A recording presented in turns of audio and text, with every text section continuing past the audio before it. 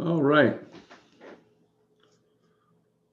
we will begin. And so we are live on YouTube. Welcome to everyone. Um, Wanted to start with something that I've gotten a question about this week from Derek, and I see Derek just popped on. And this is what he had asked about. It says, hold on, let me move this. This is from Ezekiel 36:25. We'll take a look at this, and this was the question. I will sprinkle water on you and shall be clean from all your uncleanness, and from all your idols I will cleanse you. Ezekiel 36:25. Is this talking about baptism, clean water? And then Mom was curious about what the word is for sprinkle. I think that definitely, and I didn't answer this yesterday because Aaron and I were out woods watching. I won't call it hunting necessarily, but we enjoyed a beautiful morning in the woods. There was a doe that had the kindness to scamper by just out of range, but couldn't have done anything with the doe anyway. But such as hunting. But it was a beautiful morning in the woods. But that's why I didn't have time to answer this. So it's a very good question. Ezekiel 36:25. And this is God. If you look at the context, look at the section there, it is about God restoring Israel, bringing her back after the captivity in Babylon. Okay. And all of that, talking about making her clean again. And I think that definitely with our New Testament perspective, we can see there an obvious allusion to baptism. Now, there are those who, from their theological perspective, are not going to see that clear picture of baptism there necessarily. But when you look at what it is God says that he will do, and we'll start back from 24, he says, let's see, how far back do we want to go?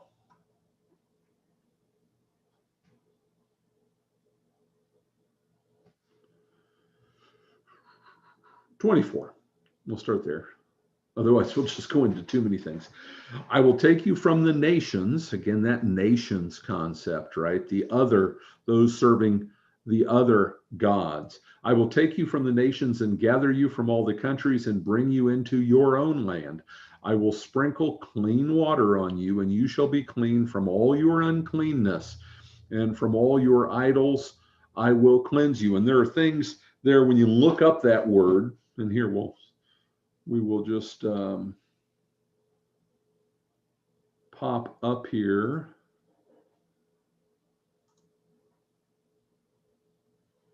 I think probably, let's see. This is that word. Zarak is for to toss, strew, sprinkle. When you look at the different references for it, it's going to talk about making people, in one context, making those who were ceremonially unclean clean again by applying water. But we definitely have that allusion to baptism, and where I really see that, I mean, the water picture is there, right? And water making clean. And remember, in baptism, what we have, it's not just water, it's water connected with God's word. And the power to do the doing is in the word of God. That's where the miraculous power lies. And if we take baptism and make it into an act of obedience that we perform, all the mighty working of God is taken right out of it. And I always use the picture, and this cup has a lid on it, my Arctic thermos cup. Hopefully you can see that all right. If this cup doesn't have the lid on it and I turn it upside down, I take it and do with it what it was not designed to do. I do something else with it. I turn it upside down, all the good stuff comes out. And in baptism, we've got all kinds of good stuff that God and his mercy and his might in his goodness, he works faith. He bestows his spirit on us. And that spirit changes us. It takes us and it makes us into something different. And one of the most beautiful things in baptism is that he does that for little ones. He does that for little ones who can't even come for baptism themselves. They're brought by their parents. There is nothing that they do to merit, or there's no way it can be construed that they are meriting this grace and mercy being bestowed upon them. Okay, with that in mind, listen again to Ezekiel 36:25. I will sprinkle clean water on you, and you shall be clean. From all your uncleannesses and all your idols, I will cleanse you. And that's the context, the framework in which God would talk about idol worship. It was uncleanness. It was whoring after other gods and all of the kind of filthy picture that brings with it, right? But what is it God does? I will cleanse you. I will give you a new heart, and a new spirit I will put within you, and I will remove the heart of stone of flesh.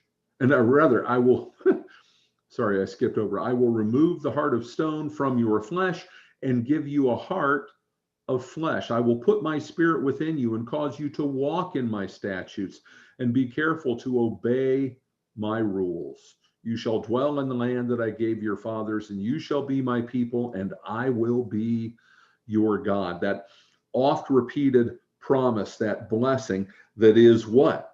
It's one of the last things talked about in the book of Revelation with that Edenic restoration. What is it to be God's child ultimately? It's to walk in his grace and mercy, to be in his presence. So I think here we definitely have an allusion to baptism, New Testament baptism, that means of grace, that means whereby God makes us his own. And I believe it is the most pure picture of God's grace that exists in the scriptures. Good question. Thank you for asking.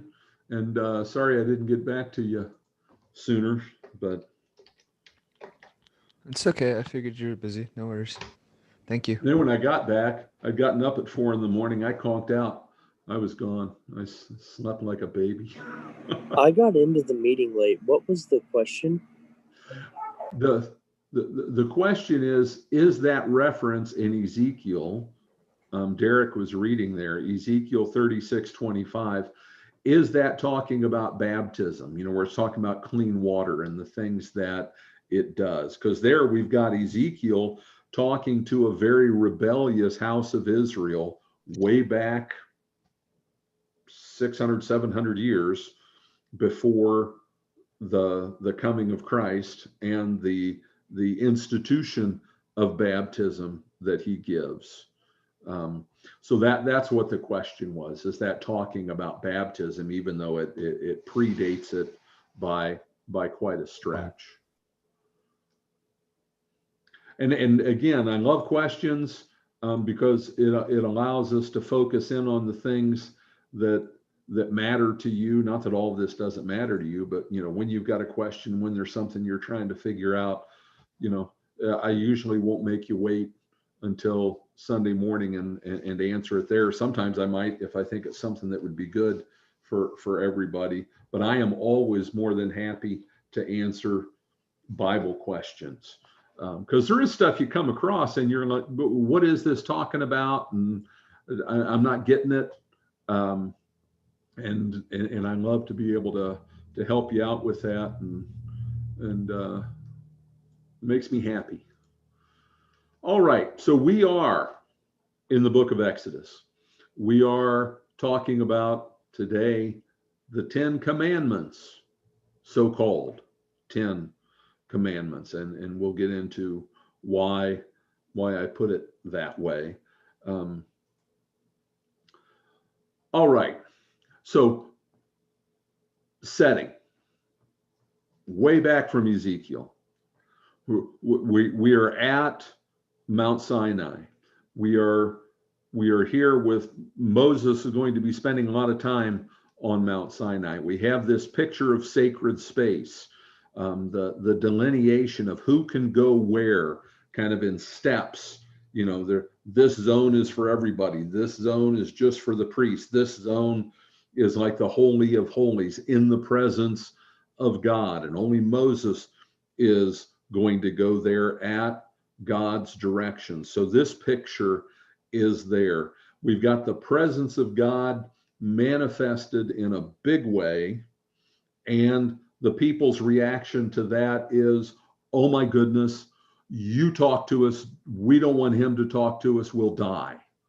That fear of the holiness of God, which is an understandable reaction of sinful flesh, knowing that it has no business being in the presence, the holiness of God. And mentioned this last time, I don't think that there is anything that can be done even today with CGI, with surround sound, to give us the sense of what the children of Israel experienced there at the base of Mount Sinai. Because you can make some really awesome effects. You can shake the theater with sound. You can do all these awesome things. But what's lacking is the real presence of God. And I think that in and of itself creates awe. We see that in the scriptures again and again. It creates awe, it creates fear, all of those things.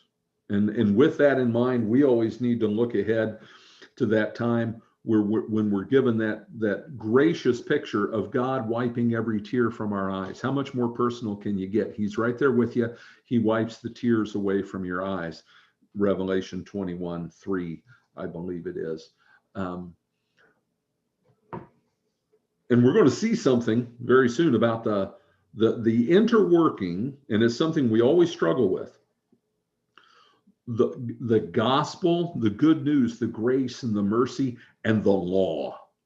And the law is designed to scare you. It functions to scare you because it tells us what God expects, what he requires, who he is, who we are to be like, because we were created to be, remember this, and this is going to tie in with stuff we're talking about here today. He made us to be his imagers. You know, we talk about being in the image of God, but and this is more Heiser stuff, right? It is better understood if we view it as a job description. What am I to do?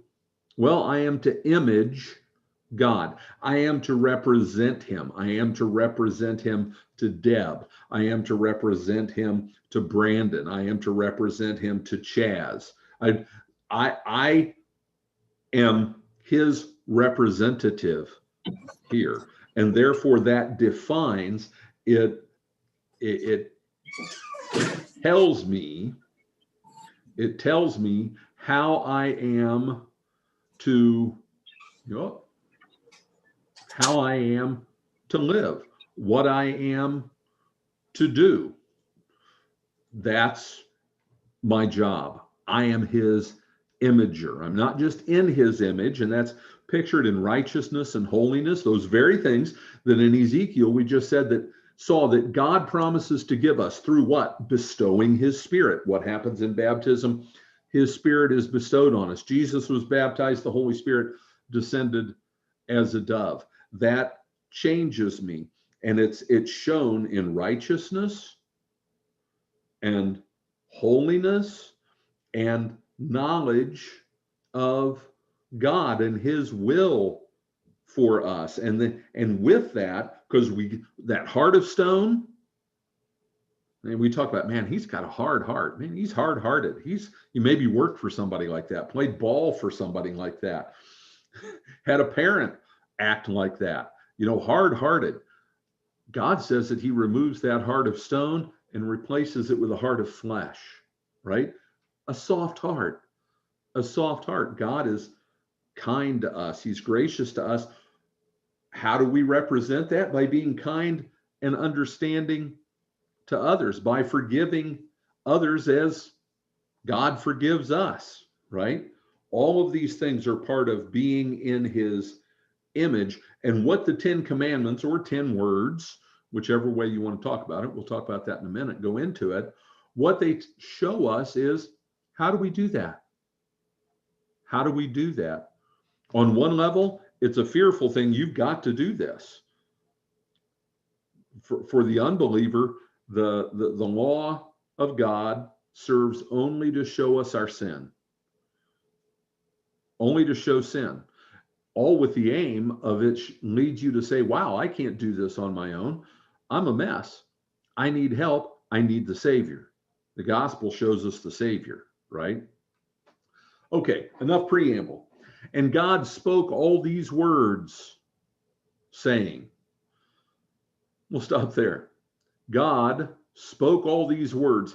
The 10 commandments, that phrase is somewhat of it's not a bad thing, but what it says is words.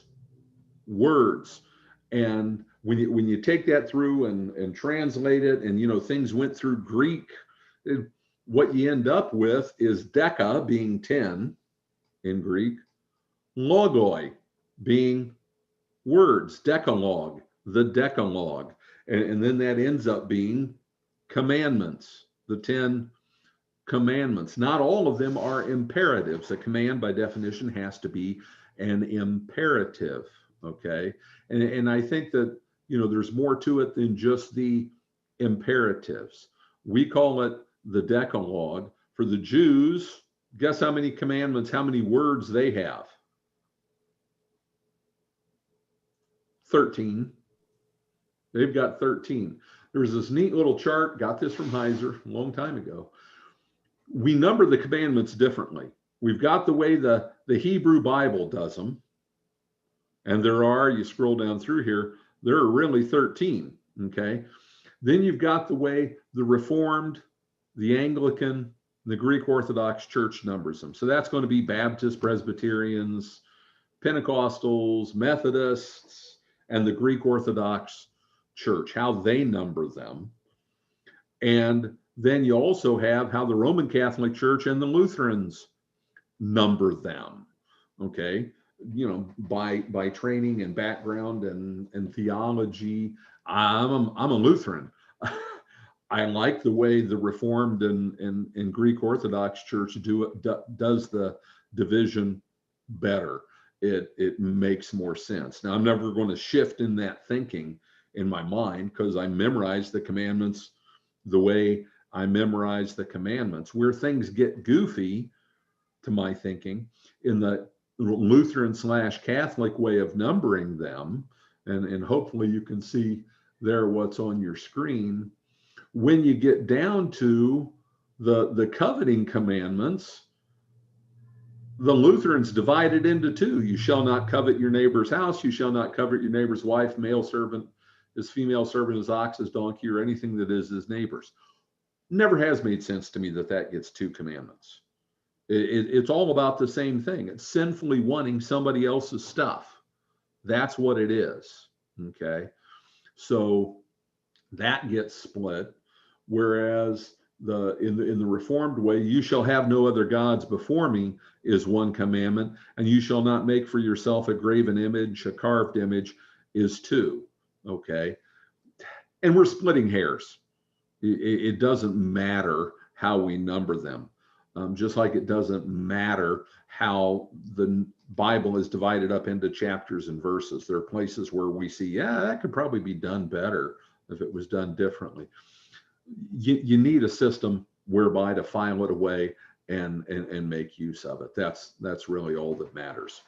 But whether it's commandments or the 10 words, the 10 concepts, whatever you want to think of, it's fine either way.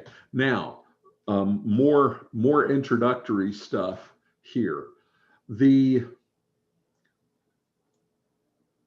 it's always pictured, and it's talked about the two tablets. The two tablets.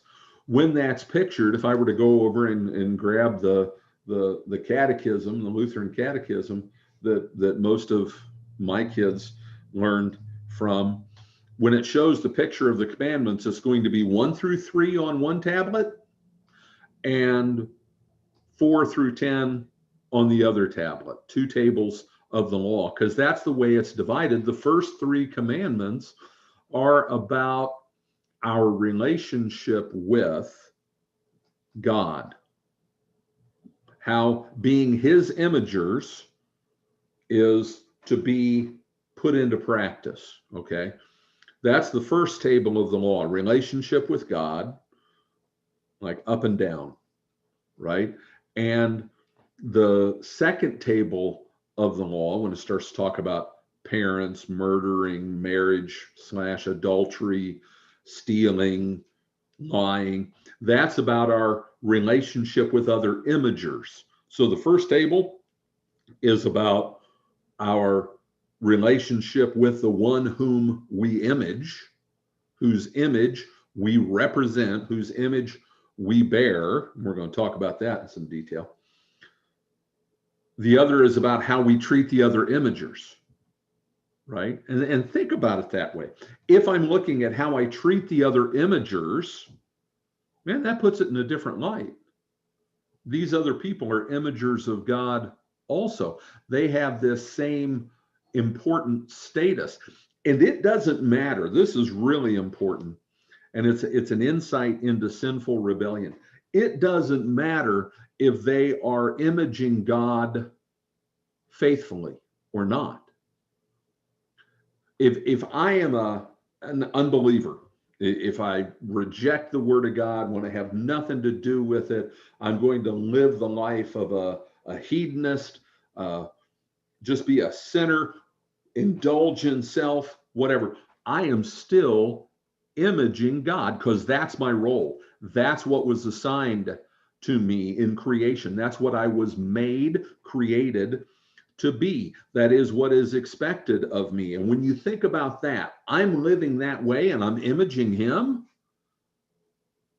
Gives some perspective on sin, doesn't it? I am representing God by living a debauched life. Whoa, that's heavy duty. That's heavy duty. And someday, as a steward of his image, think of the stewards who were given 5 talents, 3 talents, 1 talent, 2 talents, 1 talent, whatever it was. Eventually, they're called in to give an account. Okay, what's the ledger look like? Oh, well, here's the ledger, and it doesn't look so good how it lines up. We got a lot of red there. Give some insight into what imaging God is. Believer or unbeliever, faithful or unfaithful, you are imaging God. Okay, back to the 2 tables, the 2 tablets. There were 2. It says they were written on front and back. Okay, interesting. And we could really get down in the weeds here. But when a covenant, just like, you know, the SALT II treaty or whatever peace accords, the Sinai peace accords, whatever, both, you know, when they do those fancy signings, picture Jimmy Carter, Menachem Begin, and Anwar Sadat signing those documents, or Reagan and Gorbachev signing those documents. They're both signing a copy on the USS Missouri with the surrender of the Japanese Empire to Douglas MacArthur. There was 2 copies signed.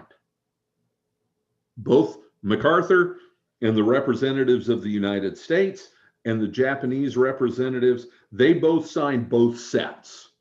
And both countries got a copy.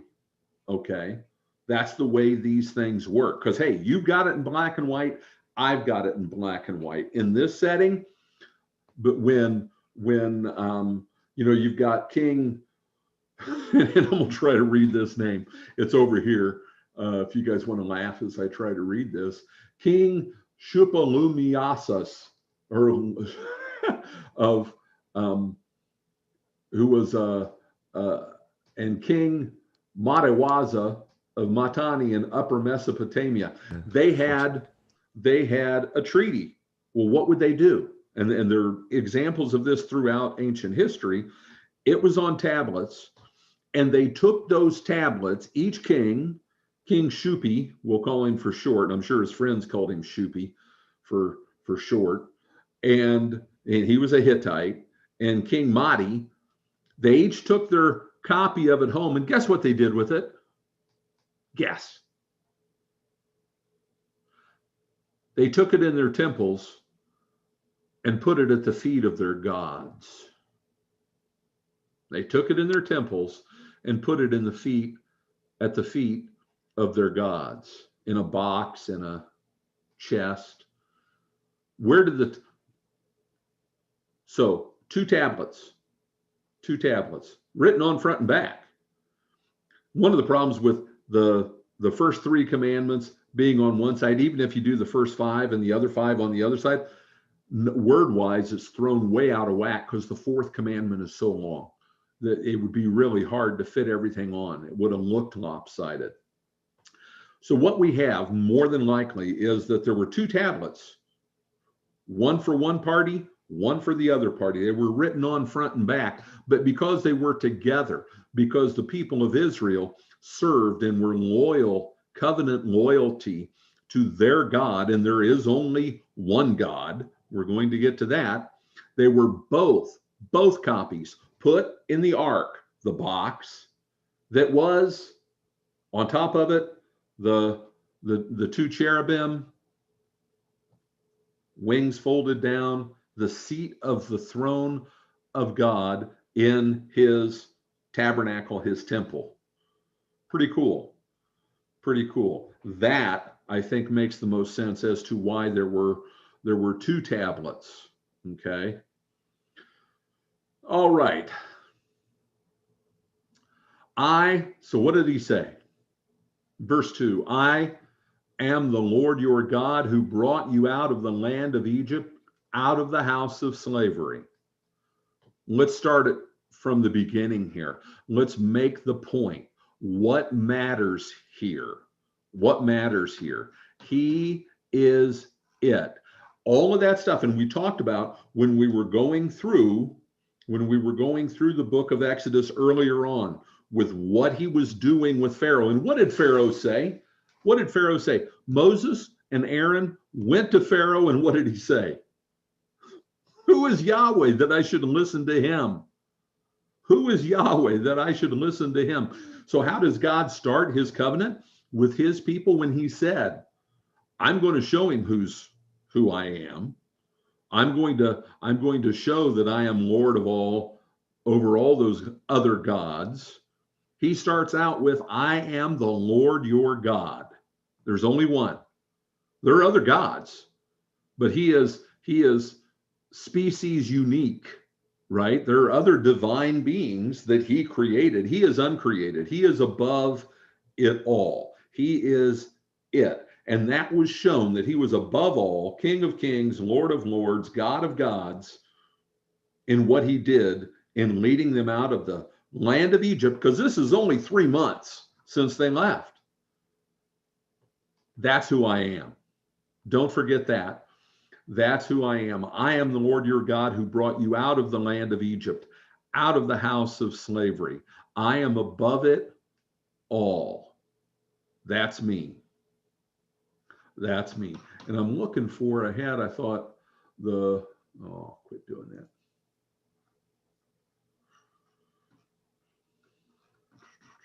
The references. Exodus 6:7, I will take you to be my people, and I will be your God, and you shall know that I am the Lord your God, who has brought you out from under the burden of the Egyptians. Exodus 7:5, the Egyptians shall know that I am the Lord when I stretch out my hand against Egypt to bring out the people of Israel from among them. All tied together, all tied together. This is only 3 months separate from when these things had just been brought to their consummation, their climax. So where does he go right after that? You shall have no other gods before me. And it can be before, it can be besides, prepositions are kind of fluid concepts, before, besides, other than, that I'm it. You shall have no other gods. What is allowed for here? And I taught the 10 Commandments. I don't know how many young people I taught the 10 Commandments to in catechism class, in confirmation class, how many adults I taught the 10 Commandments to and talked about. And I wish I would have known this stuff. Not that what I was saying was all wrong. It was just was missing some stuff. What does verse 3 presuppose?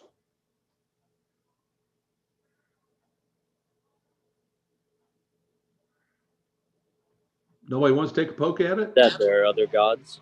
There are other gods. There are Fake other gods. I just kicked their tails back in Egypt. One set of them. There are other gods. There are other divine beings that you can worship. You're getting ready to go into the land of Canaan, where you've got Baal being worshipped, and the language that remember how we talked about the polemic language and how God would through his spirit, through Moses, phrase things and cast things. What was one of the pokes he was always taking at the gods of Egypt? My mighty hand, my right arm. What was part of Pharaoh's title as the representative of God here on earth? The mighty hand, that 5-part title thing. So God would take swipes at them by appropriating that language, because it only rightly applies to him. When we start to see that the language change to being polemic, warring against, taking pokes at Baal and all the stuff in Canaan, is going to be phrased differently. Guess who Baal was? Guess. Baal was the god on top of the mountain. That was Baal's big thing. He was the one up on the mountain. He was the big kahuna. He was the cloud rider. He was the one who rode in the clouds, right? So he's just taking on a different set of false gods. But he never says that there aren't other gods. He doesn't say that idols aren't representing those other gods, right? He says, and I'm jumping ahead a little bit here, we haven't read it yet, but he's saying, I showed you that I'm above it all. I'm above what's above. I'm above what's here. I'm above what's below. So why in the world would you use any stuff from this world or a representation from this world, be it a snake or a cow or a chicken or a duck or whatever? Why would you think that you can adequately represent me with that? That's why idols are stupid. Yeah, those other gods, they want to be represented with a cow. They want to be represented with whatever, a serpent, whatever. Not me. I'm bigger than all of that. I'm the creator of all. How can you represent the uncreated, the eternal, the all-powerful, omnipotent, omniscient, all of that with a creeping thing, a crawling thing, something from the sea, something from under the ground? It doesn't make any sense. That doesn't represent me. Why would you bow down as my imager to something that doesn't represent me? Only bow down to me. I am the one and only. I am the one and only. No one else is like me. You shall have no other gods before me. And spend a lot of time talking in the first commandment, which is how this is numbered in my scheme. The first commandment, you shall have no other gods before me, about all kinds of material things and things of this world and all that. And that's I will say that's a small part of it. What we shouldn't do is make the mistake of thinking that when I get all wrapped up in the stuff of this world, then I am in effect worshiping the lords of this world, and they're real and they exist and they have power and they have control. They have dominion and might in the heavenly places, in the spiritual realm, right? Those things that Paul talks openly in Ephesians about warring against, why don't I want to be in love with the stuff of this world? That's why. That's why, because it's not about him. It's about all of them. It's falling into their scheme of things, their perspective. That's where that comes into play. But don't deny that those gods exist. Don't deny that they still have sway. Don't deny that, and better yet, understand that the people of this world who get places, who are ruling, who have power, how do you think they get there? How do you think they get there? How do you think it works out that we have elections and it's like watching people climb out of a clown car? Doesn't matter who they are. They're doing their master's bidding. They're doing their master's bidding. And we need to understand that. And that's how this world operates. It's no different than Canaan. It's no different than Egypt. It's no different than Babylon, Assyria, Greece, Rome, blah, blah, blah, blah, blah. And they understood back then full well who they were serving. Today, we're just duped into thinking something else.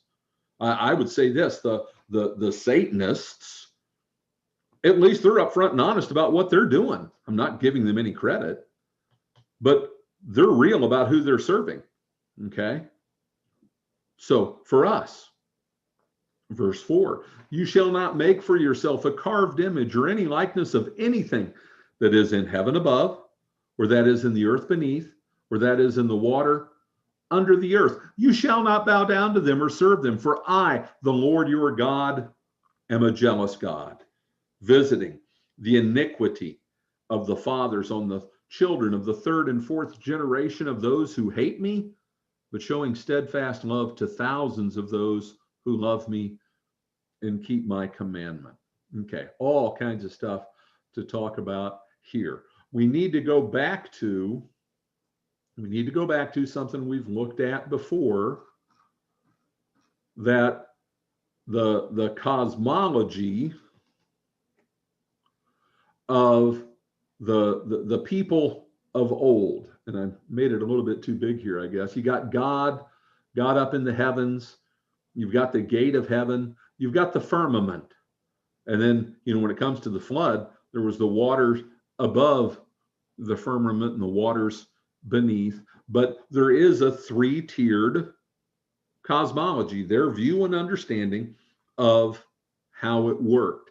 And again, I will say, and this is something I've been noodling on and thinking about and goes through my mind every night when I step out and take the dogs out and look up at the stars. Yesterday morning up in North Georgia, when Aaron and I got there and got out and we were getting ready to go sneaking into the woods, looked up at the stars, just absolutely crystal clear, gorgeous. I could have stood there for a long time and just looked. But we view this as the ancient cosmology, okay? I'm not so sure. I think that we have to be open to this can be a more accurate representation of the way things work than we think. I think we might be, and I don't know where to go with this at this point in time. I think we might be, I think we are mistaken to just discount this as old ancient people's stupid thinking. Well, you know what those old ancient people were? They were a whole lot closer to the source time-wise than we are.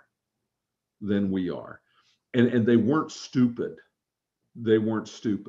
So, and who is it who tells me how our world works?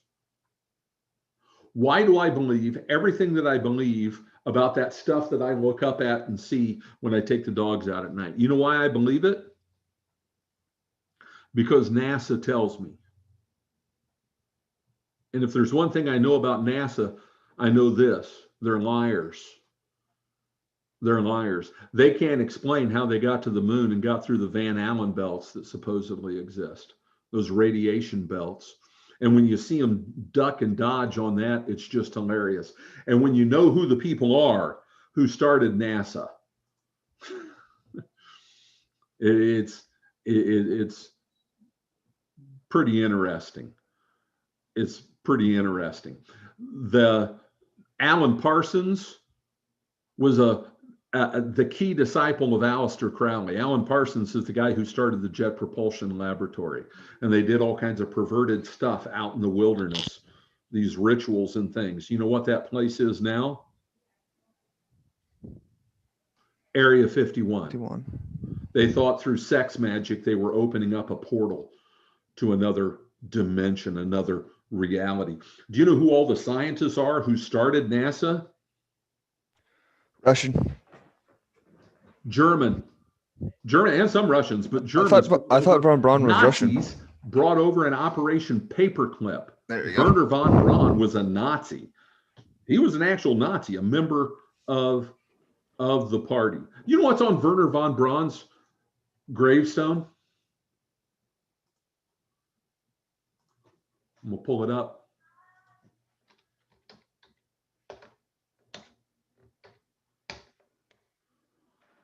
The heavens declare the glory of God, and the sky above, which is the firmament, firmament proclaims his handiwork. And I don't believe Werner von Braun was a believer, but I think that's very interesting. And we'll get into the NASA thing here in a minute. This isn't a truther moment. I'm just saying the cosmology that the people who are a whole lot closer to the creator God and the timeline than we are, and what we believe is widely divergent. What the answer is to that, I don't know, but I'm not just going to blindly bow down to the God of science when I know who the servants of that God of science are. And if you don't know what Operation Paperclip was, in the late 40s, after World War II, we brought over 153 of the worst god-awful Nazis imaginable and put them to work in what became the CIA and NASA and the military and all kinds of the whole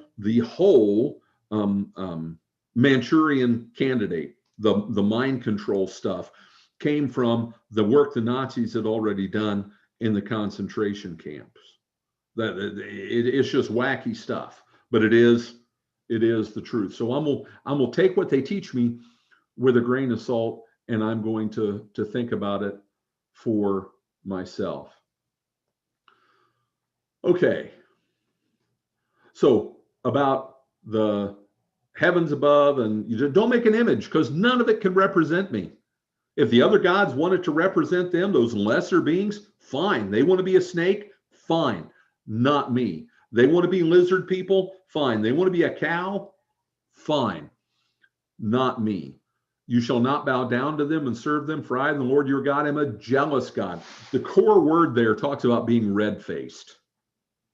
Red-faced. And to understand this, and this particular form of this word is only used of God.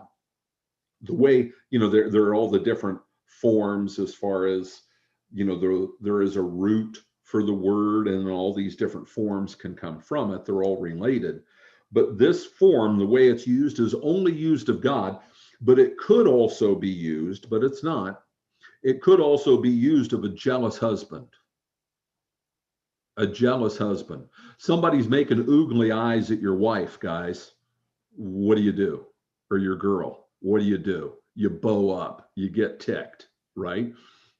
Think of it even further along, okay? A jealous God, mine. You are mine, not anybody else's, okay? You're my imagers. Don't use being my imager to image and represent and serve other gods, these rebellious gods who are warring against me and hoping to undo everything I've done, right? Don't be like them. Don't serve them with my image. Visiting, this is a passage that is often misunderstood, and it doesn't need to be. It's a beautiful passage. Visiting the iniquity of the fathers on the children to the third and fourth generation of those who hate me. God isn't saying that you get punished for your father's sins. He's saying every last one of them that hate me, those who hate me, to the third and fourth generation, all of them, their iniquity, they bear that. It's on them, and they will be punished because God is just. If you don't understand, if core to understanding who he is, he's just, he's fair. He's fair. You rebel, you pay. You rebel, you pay. But here's key concept. Put this one away. It's a big picture thing, okay? God's love is always bigger than his punishment. God's gospel is bigger than his law. He leads with the one, the gospel. He doesn't want to punish anybody. God desires that no one, he desires that all men be saved and come to a knowledge of the truth. He doesn't want to punish. He says, please, please, please come back. Don't make me do this to you. You know, it's like a parent watching their child going down a road that's going to lead to their harm. It's like, no, please don't do that. Come back. But showing steadfast love, chesed, mercy, unshakable. Mom will always love you. But showing steadfast love to thousands, and that can be understood rightly in the context here, thousands of generations of those who love me and keep my commandments. So when he's talking about the rebellious who will pay, he only goes to the third and fourth generation. He doesn't want that to be the biggest part of the picture, to thousands of generations of those who love me and keep my commandments. Steadfast love.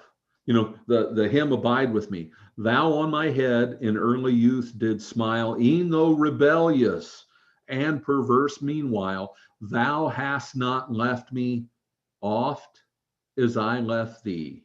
On to the close, O Lord, abide with me. He's always faithful, I'm not. He's always good, I'm not. He always takes me back and I don't deserve it.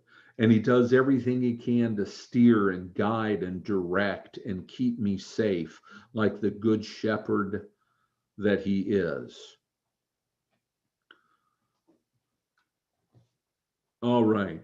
We said we'd get back to NASA. Just interesting. It's ever since Hebrew 101. I don't even know what the course number was. I don't remember. This has fascinated me. And you're going to say, what does this have to do with NASA? You shall not take the name of the Lord your God in vain, for the Lord will not hold him guiltless who takes his name in vain. Take. What does the word take mean? I mean, again, these things can have so many meanings. I'll take you along. I'll take that away.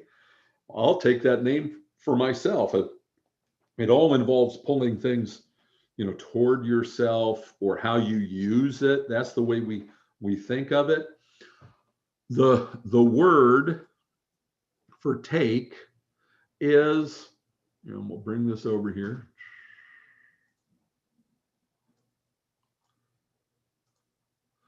That word right there, nasa.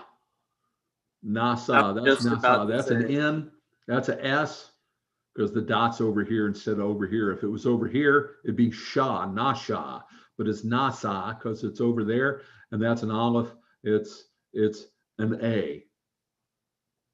Nasa, it means to carry, to lift up.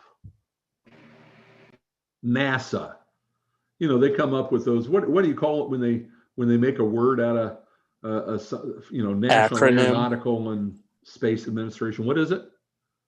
Acronym. An acronym. You know, those they come up with those. They can make them be whatever they want, right? You just pick the right words. You can make it into anything you want.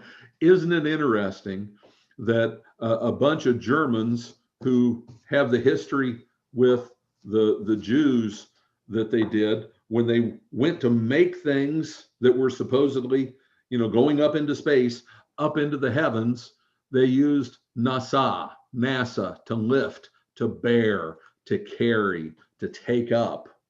Just, I remember when I learned that vocabulary word, I was like, holy cow, NASA. That's fascinating. That's fascinating. I also thought of it in a way like it says to take, but also to take away your trust or your beliefs. Like when I saw that part as well. But yeah, there could be a lot of stuff in there. There can be a lot of stuff in there. But And that was the NASA tie-in. Okay. And I wanted to make sure that carried through. It doesn't have anything directly to do with this commandment, but change the word. Change the word. One word. And how do you read this now? You shall not bear the name of the Lord your God in vain. Does that sound like imaging? Representing me. You bear my name, right? Brandon, you bear my name. You got Smith at the end of it, right? Don't forget who you represent. It's like a joke from Psych with the dad all the time. Who do you represent when you drive your motorcycle? Taking it to an absurd extreme. But we represent God. You bear his name. And then in the fulfillment of God's plan of salvation, what do we get named? Christians. And we're told, where was it? I'm drawing a complete blank right now. Was it up in is up north, Damascus? Is that where it was, where they were first known as Christians? We literally bear his name. Okay. But you shall not image the name. And this is important. I haven't talked about this. The name, Shama, the name. The name is talked about, is used in the Old Testament as literally being synonymous, equal with God. That's him, the name, Yahweh, the name. And someone's name is what? It's everything that represents them. When I say Alyssa, I think of everything I know about her, who she is as my daughter, who she was as a little child, who she is as a grown woman and a wife and a mother, who she is in all, it's all that she is, right? We get really upset when somebody does something to do what? Harm our name, right? My reputation is the most important thing I own. My reputation needs to be tied in with serving the Lord. You shall not bear the name of your Lord your God in vain. You have a purpose in doing that. It's not a meaningless thing. You don't just get to do what you want to do and be who you want to be. What did I just sound like? I think I sounded like what the world teaches young people there to do. Do whatever you want to do. Be who you want to be. And it's not that there isn't any individuality in our life of bearing God's name. There certainly is, because he made us all different. He made us all different. We all have different gifts and personalities, and he's happy with all of it. He's happy with all of it. We're to use that, who I am, who you are, to represent him, to spread his word, to spread his name, to spread his fame, to tell the nations who belong to those dispossessed sons of God who he is. That's what we do. And that's not a vain thing. It's not an empty, meaningless thing. Yeah, now is using God's name like it's nothing, does that fall into that? Yeah, but it's pretty far down the list, really. Not that it's not important, but the important thing is who I represent, how I'm living, what that means, how I understand it.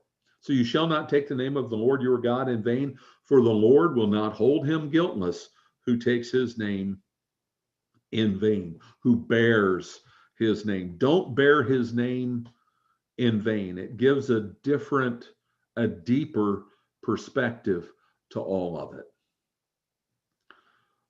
All right. We're going to have to stop there because we only have 3 minutes. There's no way I can do the Sabbath in that short of a period of time. But just back to the beginning here, how is it he begins? And this ties right in with what we were talking about there with the second commandment, who he is, what he has done, what that tells us about him, and what it tells us about all the other gods and all the other people who worship the other gods. We are to be, and in all these things that we've just talked about here, fall into this. God is other. He's other. He's other. He has sacred space, that space where he encounters us. It's other. It's different. Take off your shoes, for the ground on which you are standing is holy ground. He is other. He can't be represented by anything in this world, but he is represented by you. Now, how cool is that? Seriously. How seriously cool is that? That God chooses, it pleases him that you bear his name, that you represent him. And that means that what you do, it all matters. It all matters. And way too often, far too much of how we view ourselves, our self-worth, who we are, how we're perceived, all of that is shaped by those in this world who are not serving the Lord our God. They're serving other gods. So why in the world?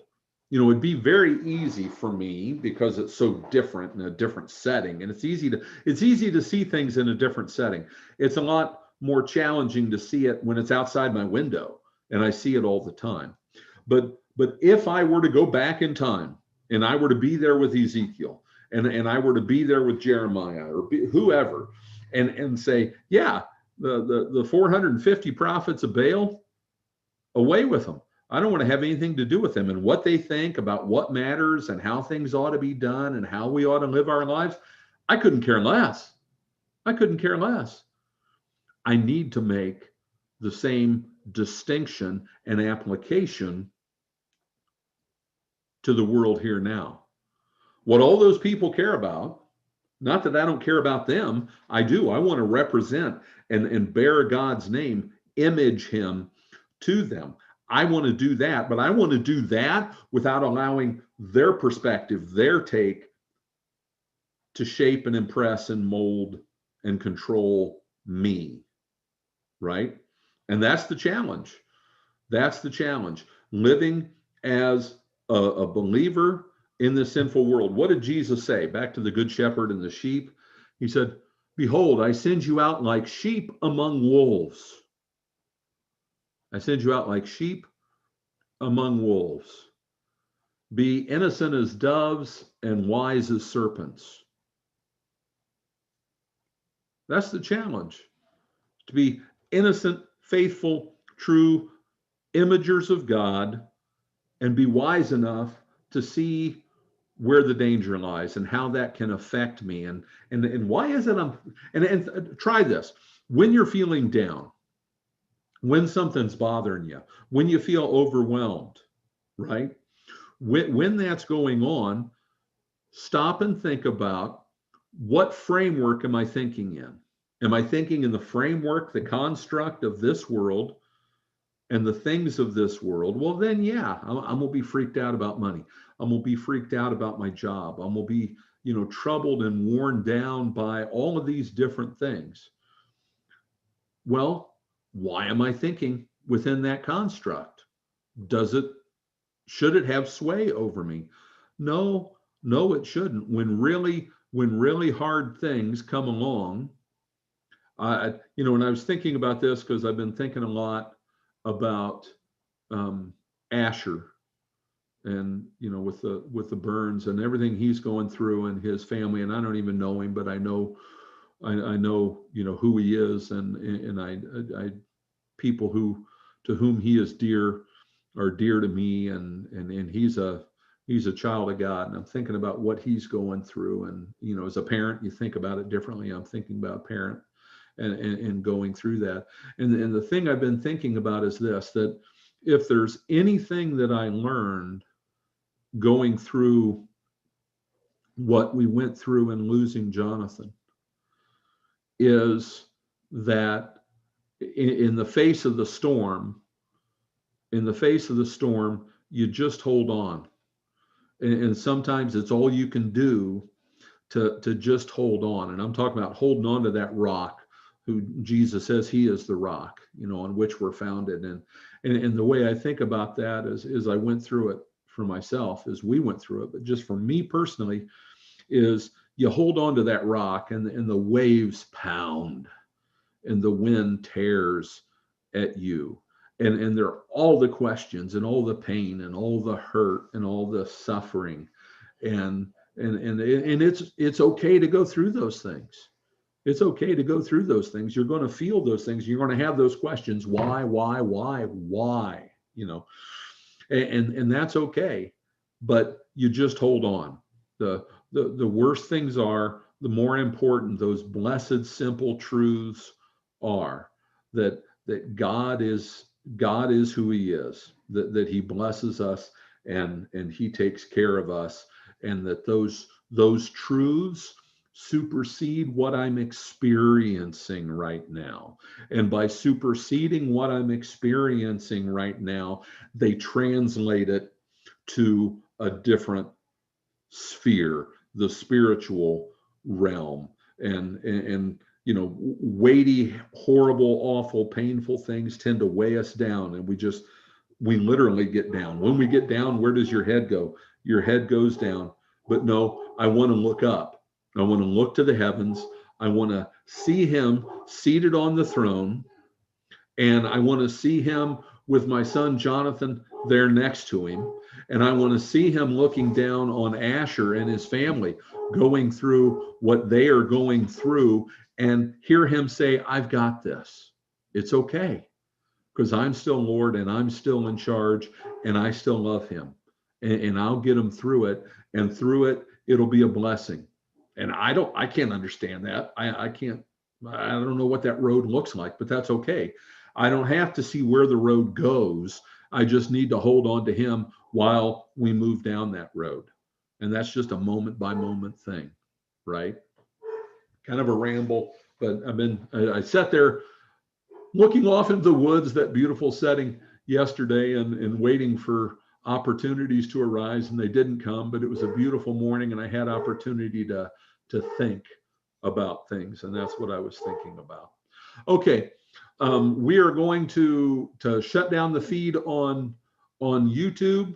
Want to thank everybody who's there. If you're there, please leave a comment, give a thumbs up, do something, because that helps spread the word. It makes YouTube more inclined to have this pop up in people's feeds. And please feel free to